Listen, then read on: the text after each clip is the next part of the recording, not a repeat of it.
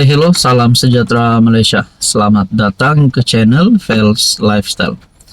Ini satu berita tergempar ataupun mungkin satu peletakan jawatan yang mengejutkan kepimpinan Perikatan Nasional. Peletakan mengejutkan Parti Bersatu, yaitu Presiden Bersatu sendiri, Tan Sri Muhyiddin Yassin, sebagai pengerusi Perikatan Nasional juga. Saudara-saudara, peletakan mengejutkan Mahathir Rais yang sah meninggalkan Bersatu Perikatan Nasional. Setiausaha Bersatu Wilayah dan Setiausaha Perikatan Nasional Wilayah Persekutuan, Dr. Mahathir Mohamad Rais mengumumkan keputusannya melepaskan kedua-dua jawatan berkenaan selain keahliannya dalam parti itu berkuat kuasa serta-merta. Sebelum ini ada ahli parlimen yang berpaling tada daripada Parti Bersatu. Kali ini pula bukan ahli biasa, tapi ini adalah pemimpin tertinggi, saya boleh katakan bos besar, kerana memegang jawatan sebagai Setiausaha Bersatu Wilayah dan Setiausaha Perikatan Nasional Wilayah Persekutuan. Perkara itu dimaklumkan beliau melalui satu surat yang ditujukan kepada Ketua Badan Pimpinan Bersatu dan Pengerusi PN Wilayah Persekutuan, Datuk Radzi Jidin. Saya dengan ini melepaskan jawatan selaku Setiausaha Bersatu Wilayah dan Setiausaha Perikatan Nasional Wilayah Persekutuan, serta juga mengumumkan peletakan keahlian dalam Bersatu berkuat kuasa serta-merta. Beliau bagaimanapun tidak mengulas sebarang sebab mengenai tindakannya. Sebelum ini dalam laporan sebuah portal, Mahathir memaklumkan perjuangan sudah tidak selari sebagai antara sebab tindakan itu diambil. Dalam masa sama, beliau memaklumkan akan menunaikan umrah pada 22 Januari dan keputusan mengenai masa depannya termasuk menyertai mana-mana parti akan dibuat selepas itu. Nah, di sini mungkin ada persoalan yang timbul. Adakah Mahathir Mohamad Rais akan menyertai kerajaan perpaduan ataupun menyertai parti di dalam komponen kerajaan perpaduan? Di dalam artikel ini juga menyebut Mahathir sebelum ini lantang mengkritik perhimpunan diketuai PAS untuk menyokong Datuk Seri Najib pada 6 Januari, mengatakan ia mencerminkan kesediaan PN berkompromi dengan prinsipnya demi kepentingan politik. Katanya, sabitan dan hukuman 12 tahun ke atas bekas PM dalam kes SRC International menjadi peristiwa penting bagi Malaysia dan menyifatkan Perhimpunan Solidariti itu sebagai mengecewakan.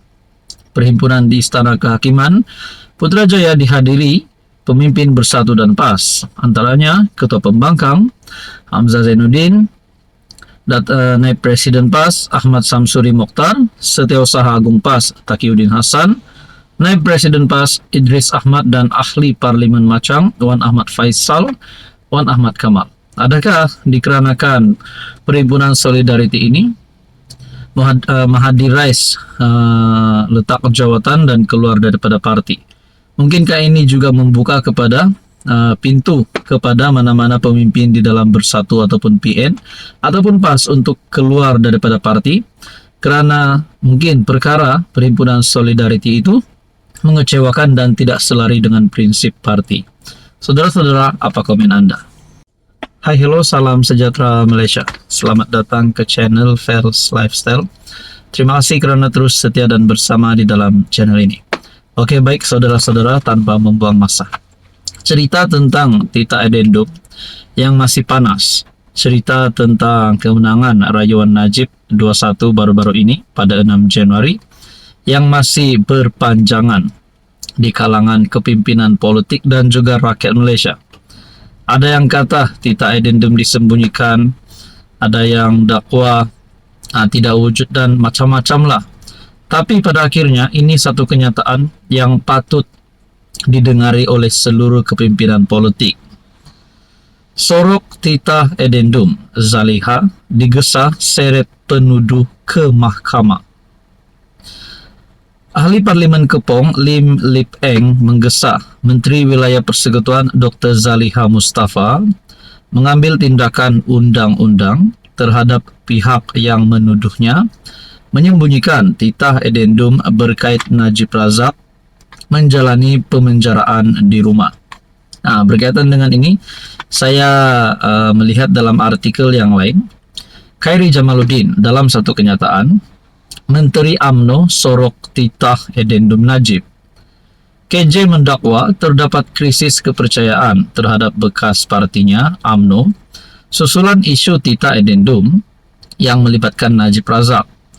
Khairi yang dipecat UMNO menuduh Menteri Undang-Undang Azalina Othman Said bersubahat menyembunyikan dokumen tambahan yang membenarkan Najib menghabiskan hukuman pemenjaraannya dengan menjalani tahanan di rumah.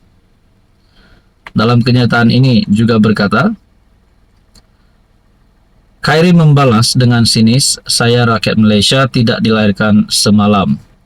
Dalam kenyataan ini, Khairi juga mendakwa mustahil kabinet tidak mengetahui perkara ini. Mendesak Menteri Wilayah Persekutuan Dr. Zaliha Mustafa memberi penjelasan. Jadi, saudara-saudara, dengan kenyataan KJ ini, adakah KJ menuduh bahawa kepimpinan UMNO, Menteri UMNO yang menyuruh titah edendum Najib ini akan dikenakan tindakan undang-undang sesuai dengan kenyataan berita sebentar tadi, yaitu Zaliha digesa seret penuduh ke mahkamah. Adakah Khairi Jamaluddin ataupun mana-mana kepimpinan di dalam pembangkang yang berkata kerajaan menyembunyikan titah edendum, Anwar menyembunyikan titah edendum? Adakah kenyataan-kenyataan daripada kepimpinan politik ini mereka ini akan disaman oleh kerajaan ataupun tindakan yang lanjut? Kalau disaman, berapa jumlah saman? Dan adakah tindakan ini akan membawa kepada pemenjaraan kepada pemimpin-pemimpin yang membuat tuduhan ini? Saudara-saudara, apa komen Anda? Saudara-saudara yang saya amat hormati, selamat datang ke channel Fels Lifestyle. Berkaitan dengan titah edendum, sudah pasti ramai yang mula bercakap. Tapi yang paling mengejutkan adalah kenyataan Khairi Jamaluddin baru-baru ini yang mendakwa bahawa Menteri UMNO menyembunyikan titah edendum. Khairi Jamaluddin juga mendakwa Menteri UMNO bersubahat di dalam menyembunyikan titah edendum. Sesuai dengan satu tajuk berita sebelum ini, Menteri UMNO sorok titah edendum Najib, kata Khairi Jamaluddin. Khairi menuduh Menteri Undang-Undang Azalina Othman bersubahat menyembunyikan dokumen tambahan berkaitan dengan titah edendum. Jadi pada akhirnya, saudara-saudara yang saya amat hormati, KJ burukan menteri, 2 laporan polis dibuat. Nah, adakah dengan ini Khairi Jamaluddin berisiko untuk ditangkap, disaman? Nah, itu persoalan yang pertama. Dan setelah kenyataan KJ sedemikian, masih adakah parti yang mahu menerima KJ selepas ini? Sekiranya Khairi Jamaluddin ingin menyertai mana-mana parti, tak kisahlah daripada pembangkang ataupun daripada blok kerajaan. 2 laporan polis telah dibuat terhadap bekas ahli Parlimen Rembau, Khairi Jamaluddin, atas kenyataannya berhubung isu dokumen mengenai satu perintah yang membolehkan bekas Perdana Menteri Najib Razak menjalani baki hukuman penjara secara tahanan di rumah. Laporan berkenaan dibuat oleh Datuk Surayah Yaakob, Setiausaha Politik kepada Menteri di Jabatan Perdana Menteri, Undang-Undang dan Reformasi Institusi, Datuk Seri Azalina Othman Said, dan Nur Azrina Surip, Setiausaha Politik kepada Menteri di Jabatan Perdana Menteri, Wilayah Persekutuan Dr. Zaliha Mustafa. Laporan dibuat secara berasingan masing-masing di Putrajaya dan Sentul di Kuala Lumpur.